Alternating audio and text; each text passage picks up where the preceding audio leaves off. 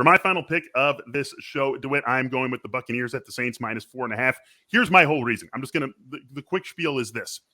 There's no way this is lower than 4.5 by Sunday. No way. This is the lowest you're going to see this number.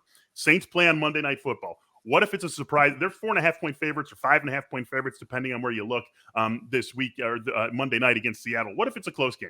What if they win, but they win by 3? What if they lose outright? This quickly is jumping up to 5, 5.5, 6. If it's a close game, even if the Seahawks just beat that spread, this is going to be a much higher number, I think, on the Buccaneers. Now is the time before the Saints play the Seahawks on Monday night.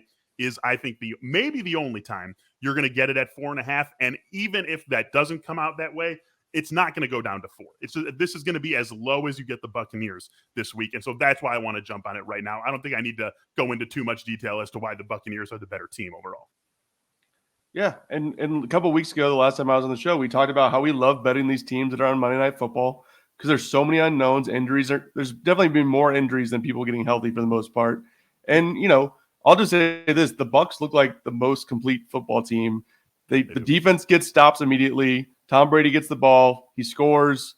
Leonard Fournette looked awesome. I can't believe I'm saying that. I stopped, believing in Leonard Fournette on my fantasy teams years ago. And so I will say there was one caveat. These Buccaneers at Saints games are almost always the weirdest results of the year for some reason. A couple years ago, the Bucs blew them out in the opening week. It's just a weird game for whatever reason. 2 of the Bucs losses, the Saints swept them last year.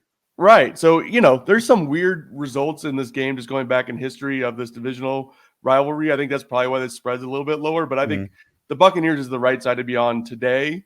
Let's see what happens tonight and then later in the week with the line movement. And that's something, like you talked about earlier with Thursday Night Football.